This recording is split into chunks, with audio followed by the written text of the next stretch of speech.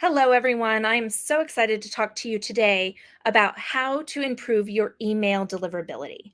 One of the things that is hands down the best marketing tool that you can ever have is an email list where people are opted in.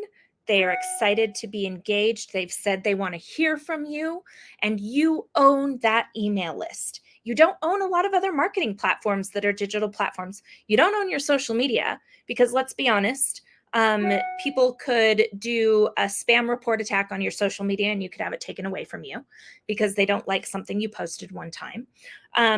The Facebook algorithm could change at any point. You could get banned from TikTok very, very easily because you accidentally say one word wrong.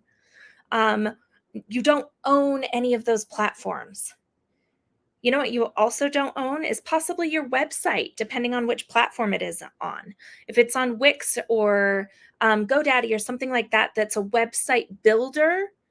Um, the minute you stop paying that website builder, you lose your website. You don't actually own it. You're kind of leasing the space. But a curated email list where people have signed up to be on your email marketing list, you own that. And so utilizing that on a regular basis, connecting and communicating with people on a regular basis, and then also letting people know what the wins are, and letting people know why they should continue to open your emails is key to any successful marketing. You own your email list if people have opted in. So, one of the things that's really important with improving your email deliverability is using a really good email marketing platform. That's key. Um, one that Gmail likes, one that Microsoft Outlook likes. So, some of those platforms are Constant Contact. MailChimp is a good one. Get Response is a good one. There are a few out there. I suggest you go with the tried and true. And guess what? These are probably going to cost you some money. Some of them are very affordable to start with, but they will cost you something. So just be aware of that and the fact that you're not going to get a good email platform for free. But these email platforms have high authority with they have high authority with the email receiving platforms, so Gmail and things like that. So your emails will actually land in somebody's inbox. The other thing that's really, really important is that you constantly clean out your email list. If you get a bunch of bounces, if you get a bunch of undelivered emails, the social media platform or the email delivery platforms start thinking that you are working off an old list and people aren't actually interested in it. So it's important that you cull those emails out on a semi-regular basis. The other thing I like to do is clean out the emails where they have never opened up an email from us. I'll wait about a year, and then after 12 months, if people haven't opened up one of our emails ever, we'll go ahead and put them in another folder and just say, these are not valuable emails. They're not interested in what we have to say. One of the reasons is because most email platforms, you pay by the number of emails that you send out. So they're costing you money.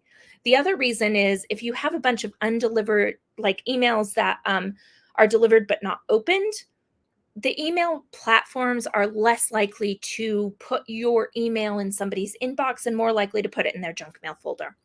So that's something else to be aware of. Another tip for improving email deliverability is to have people opt in. When they sign up, do a double opt in. Make them sign up, then shoot them an email and have them hit a confirm button. That double opt in means that they really want what you have to offer. And if you're putting that out there and you're giving them what they really want, then guess what? They're far more likely to open your emails if they've double opted in. They're also far less likely to report your emails as spam or I didn't sign up for this, that type of thing, which again can hurt your deliverability. And then finally, a tip as far as something not to do ever, ever, ever is don't just sign people up for your email list. because you talked to them at a networking event and got a business card, for example. Don't do that. There's a real estate agent here locally.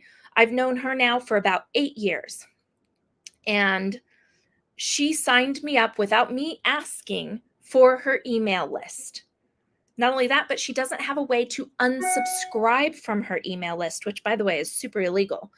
And so every single month, when I get an email from her that I do not want, I get a little angry. I didn't sign up for it. I didn't ask for it. She just took my business card. She signed me up without even asking, and she doesn't even give me the option to unsubscribe.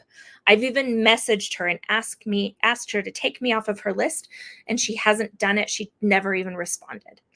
Um, I've got such a bad taste in my mouth that I will literally never use her, um, or recommend her or refer her to people because it's that annoying. I didn't want that information. So you want to be sure that people opt in to your email, that you don't sign people up that didn't ask to be signed up. One of the other things is if they unsubscribe and report you as spam because you signed them up without permission, then guess what? You can get dinged enough times that your emails will never land in somebody's inbox, or you can be kicked off a platform. So don't do it. Something else that you never want to do, we've moved from the do's to the don'ts. You never, ever, ever want to buy email lists and just upload them to a platform and assume that you're going to be able to email people. I had a client once do this. It was a coffee shop, and they wanted a bunch of emails, and they paid like $500 for 10,000 local food and beverage purveyors in their area. Well, guess what? That list was not local, and it wasn't useful for them. It was a list of like general managers nationally for Pizza Hut, and a bunch of people that did not opt in to sign up. We plugged those emails into our email marketing platform, immediately got dinged for spam, had to disconnect from that platform, and it was $500 down the drain. It was a really bad idea. And we weren't able to use that email marketing platform again because she had been dinged so badly for sending out spam, bulk, fake emails to people that hadn't opted into her list specifically, that we really almost got in trouble. We were lucky that we were able to download her real list. So that's something to be aware of and to be aggressive about. Just don't do those things that are going to get you bad dings.